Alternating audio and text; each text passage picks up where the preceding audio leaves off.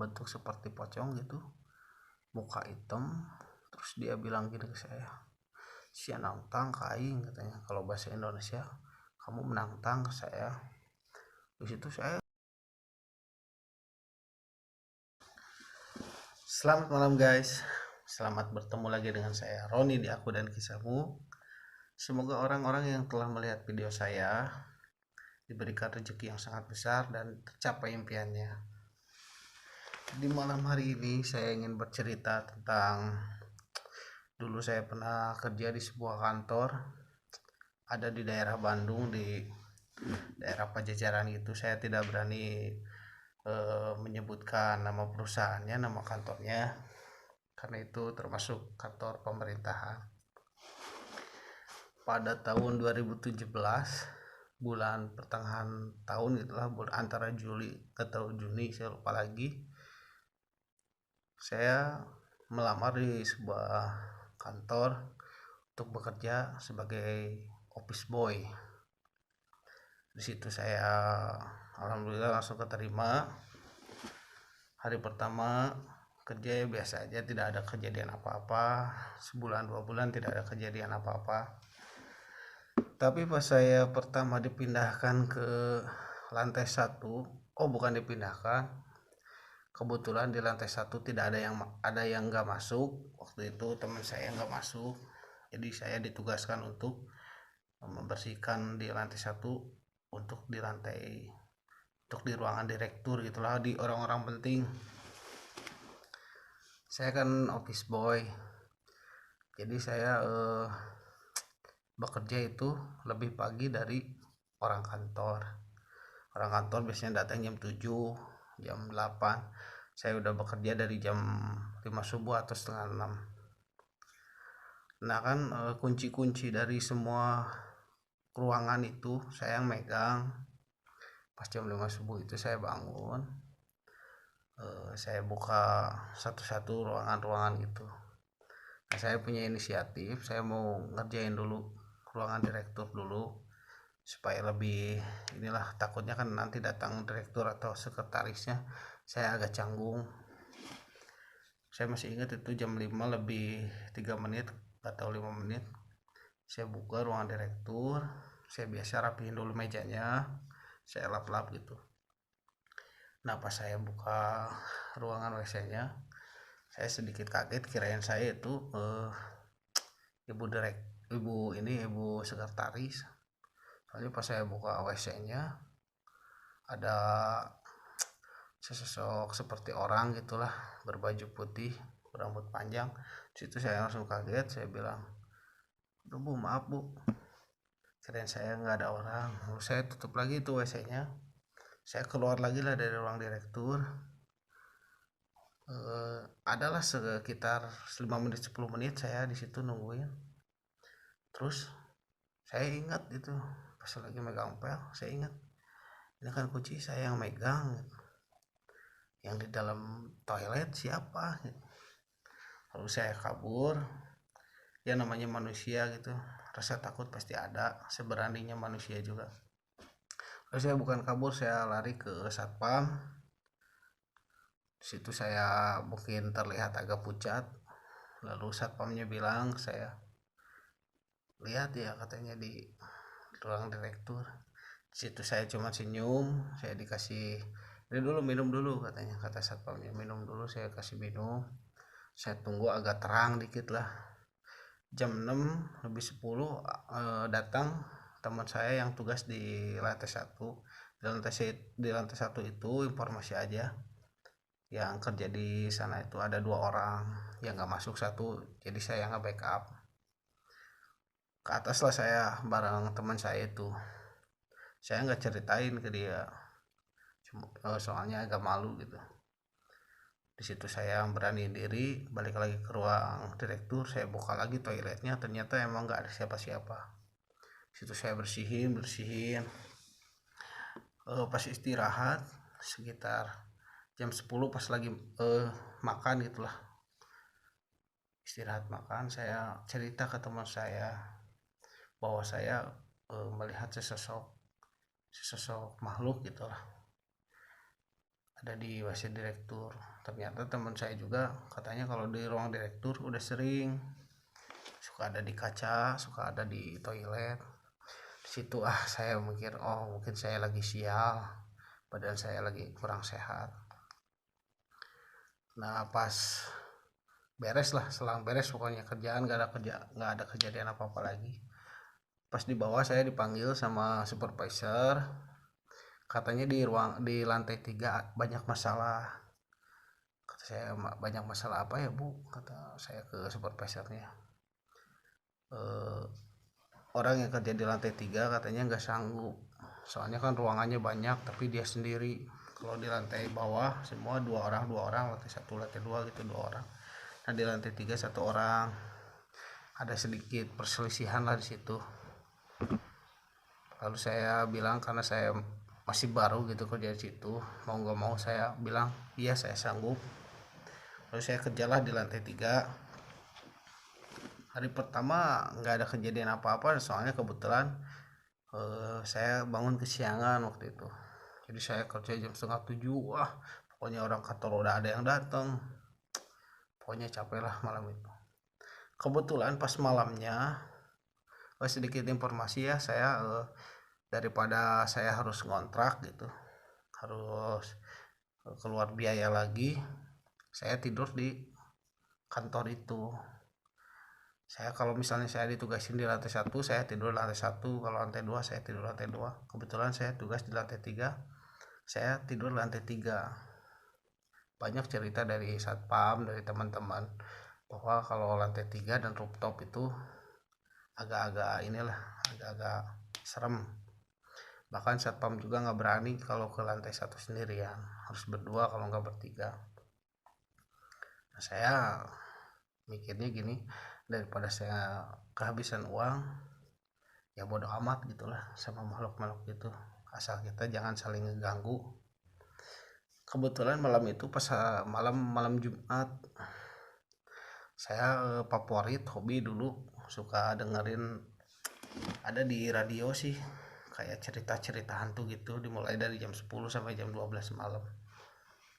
Nah, saya dengerin lah di malam itu. Dan si radio itu punya ikon kalau kita tidak diperbolehkan untuk mendengarin cerita itu sendirian.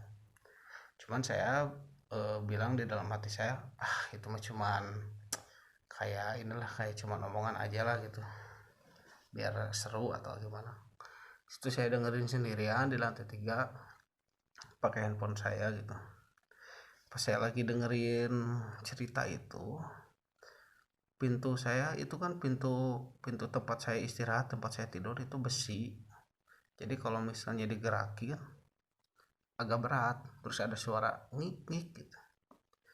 Pas saya lagi dengerin biasa, nah si pintu itu ngebuka sendiri, nutup sendiri, ngik gitu.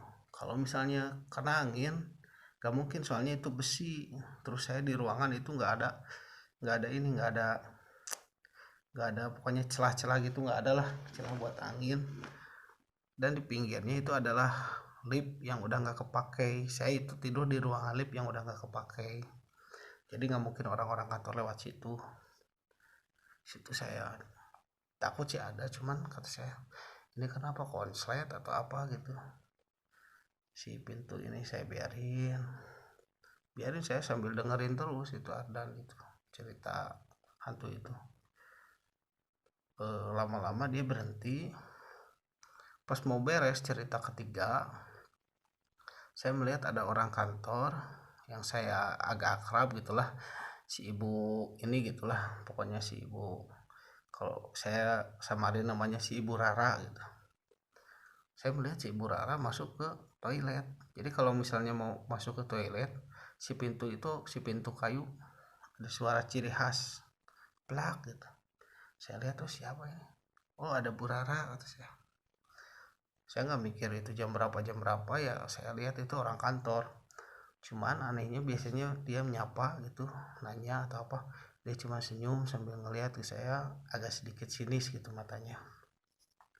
Lalu dia masuk ke toilet, saya tunggu gitu. Pas saya lihat jam 12 lebih nih, cerita misteri ini yang di radio ini udah habis. Kata saya, kok belum keluar ini Bu Rara ini. Terus saya ketuk pintunya, bu pintu toilet kan di luar gitu Bu. Terus terdengar suara toilet dipijit gitu, ser gitu. Oh berarti masih ada nih di dalam, kata saya, pikiran saya gitu. Cuman saya agak aneh, kan orang kantor pulang jam 4 sore semua. Nah saya karena penasaran, saya lihatlah ke ruangannya. Pas saya lihat ternyata gelap semua ruangan kantornya. Di situ saya agak panik. Saya telepon satpam yang di bawah. Halo, kata saya samarin gitu namanya Udin gitulah. Halo Pak Udin, bisa ke atas bentar, ke lantai 3, gawat, saya bilang gawat gitulah biar mereka ke atas. Oke, katanya. Selang beberapa menit adalah suara lift. Ternyata satpam itu 2 orang datang. Ada apa, katanya. Saya jelasin, saya melihat Bu Rara masuk ke toilet. Saya mau masuk langsung gak sopan, takutnya lagi apa gitu, soalnya kan itu toilet perempuan. Pas dibuka, kita bareng-bareng buka, udah kita ketok-ketok nggak ada jawaban, barenglah kita buka 3 orang, ternyata nggak ada siapa-siapa. Di situ saya agak aneh. Terus si Pak Udin itu bilang, Bu Rara itu udah pulang dari jam 4 sore juga sama supirnya. Situ saya kata satpamnya, udah kamu ke bawah aja, tidur di bawah, takutnya takut di sini. Ah udahlah nggak apa-apa, kata saya, daripada saya nanti disuruh kontrak gitu, mending tidur sini gratisan. Ke bawah lagi lah satpam yang 2 orang itu. Di situ saya tutup pintu, saya tidur, saya coba tidur gitu sambil mikir siapa, kata saya itu. Akhirnya saya bisa tertidur dan gak ada kejadian apa-apa, alhamdulillahnya gitu. Nah setelah dari itu saya sering mengalami kejadian yang aneh-aneh. Pernah suatu hari saya pas datang subuh, saya udah pulang gitu ke rumah, kebetulan Sabtu Minggu kan libur, saya pulang. Pas hari Seninnya saya datang, ada teman saya gitu, senior gitu lah, lagi nyapu. Terus saya panggil, Pak gitu, Pak inilah namanya kalau samarin, Pak Indra gitu. Terus dia cuma diem aja sambil ngebelakangin, biasanya dia agak ramah gitu, saya ngobrol biasa. Situ kata saya, kok marah-marah kenapa gitu. Cuman bodo amat ya, saya ini aja ke bawah aja ke basement nyimpan motor. Saya mulai kerja, naik ke lantai 3.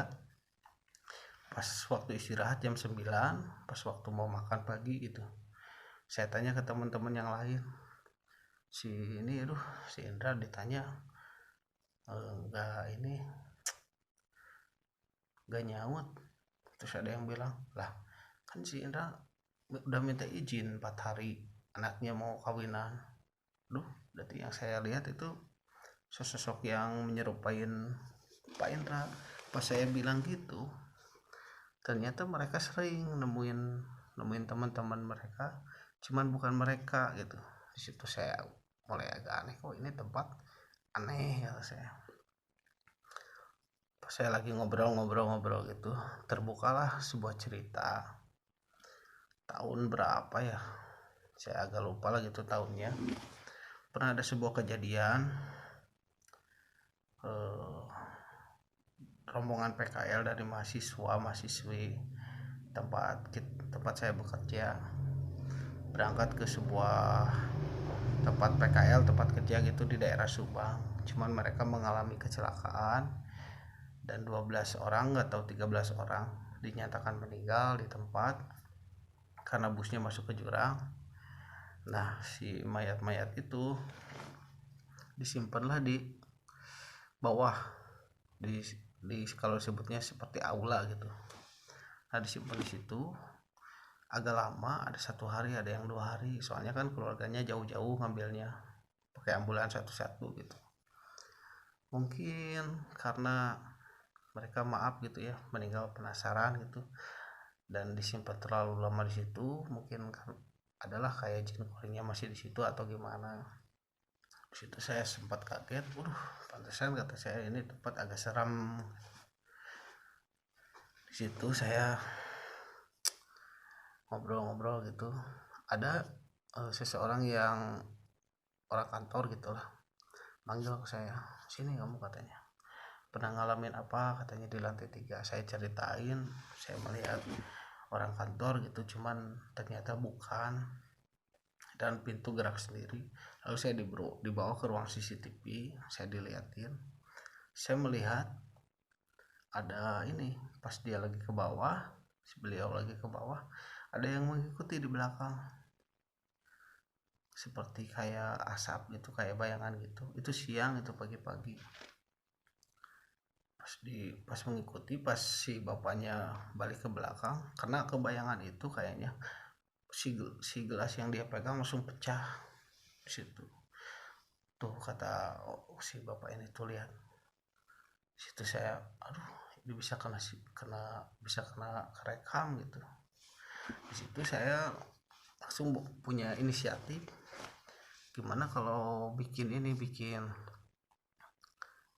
sebuah tim gitu, seperti nyari-nyari hantu gitulah. Dibikinlah tim saya dari 4 orang atau 5 orang. Mereka yang pantau saya kalau takutnya terjadi apa-apa gitu. Saya sendiri yang keliling semua gedung dari basement sampai ke rooftop. Itu saya hari pertama nih. Di hari pertama saya nyoba di lantai 2 dan lantai 1 dulu. Saya keliling di lantai 1, di aula gitu, di tempat ke-13 mayat itu disimpan. Saya itu gedung itu digelapin semua. Saya sambil nyari-nyari, saya agak sompral gitu, manggil, ayo sini keluar, kamu keluar, gimana gitulah, sompral. Saya cari-cari, nggak ada seperti bayangan atau apa, nggak ada, cuman terasa dingin aja. Di lantai 1 nggak ada, lantai 2 nggak ada. Pas di lantai 3 ada di sebuah ruangan berkas itu, yang jarang disimpan, jarang ada yang masuk ke situ, soalnya pernah banjir di situ, banjir karena hujan gitu.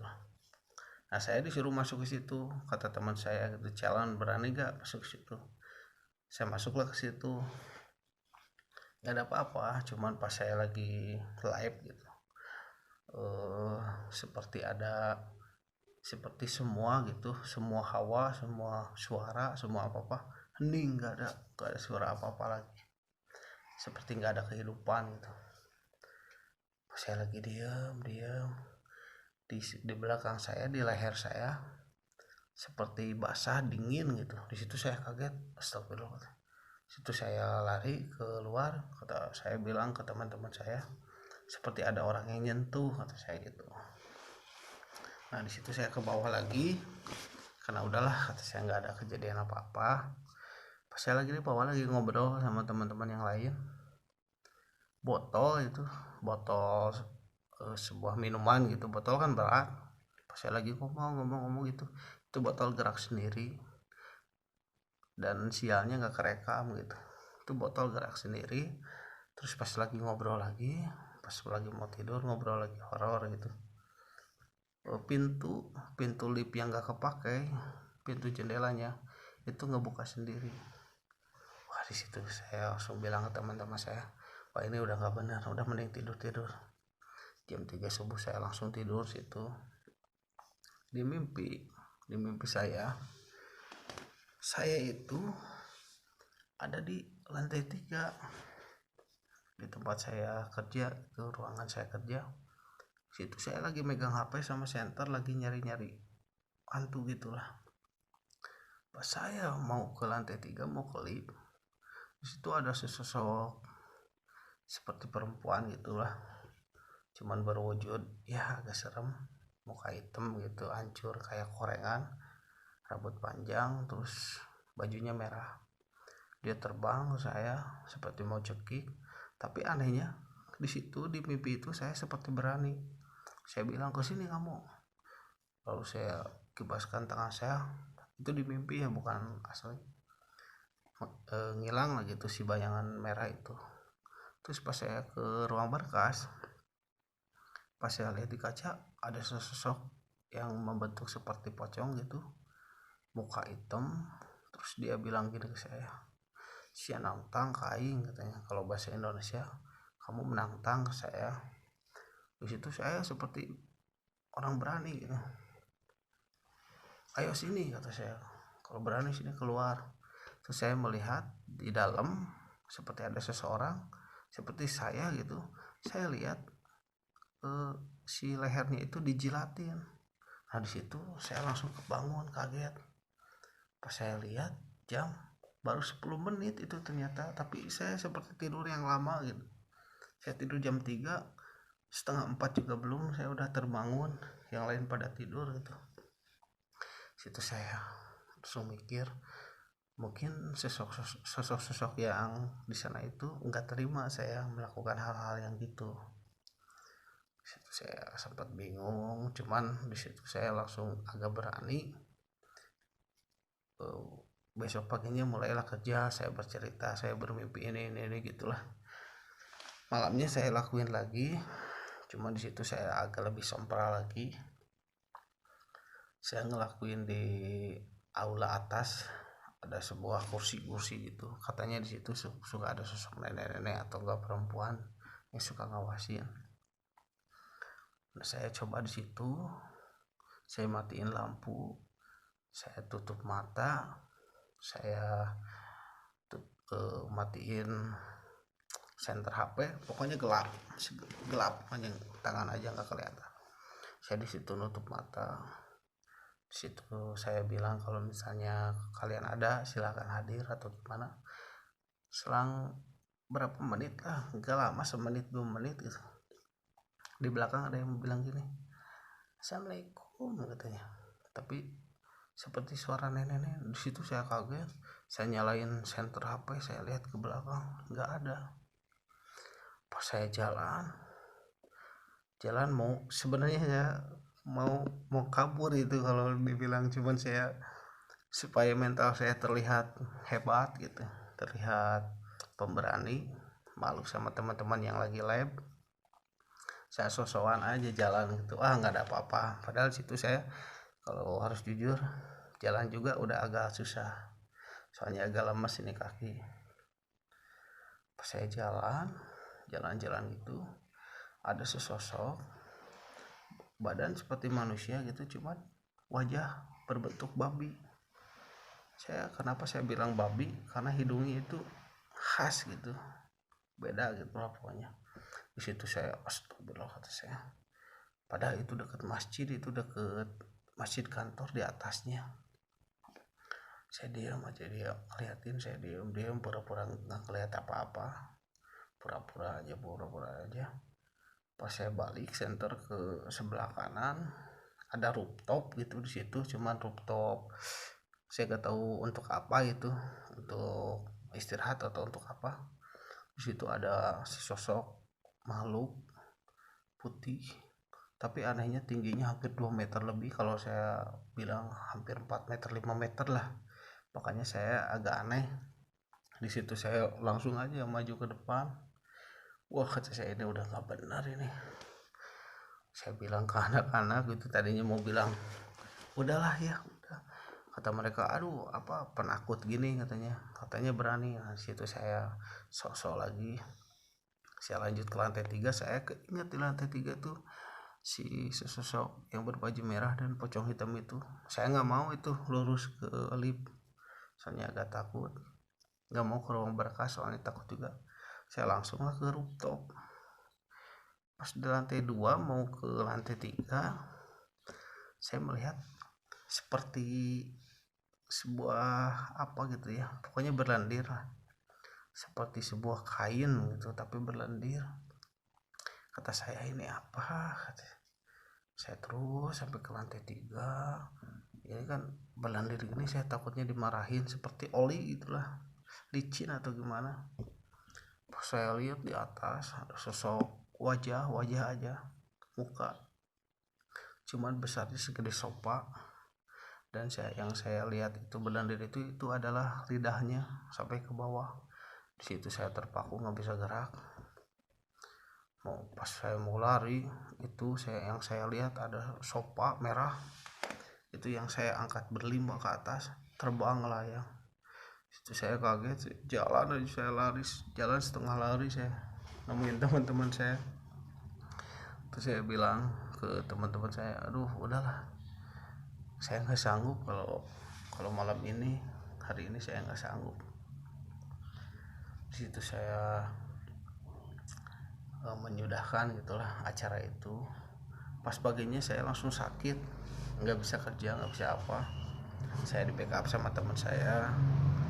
Saya agak dimarahin juga sih sama supervisor gitu, jangan ngelakuin hal-hal yang aneh, takutnya mengganggu kesehatan kamu atau kerjaan kamu.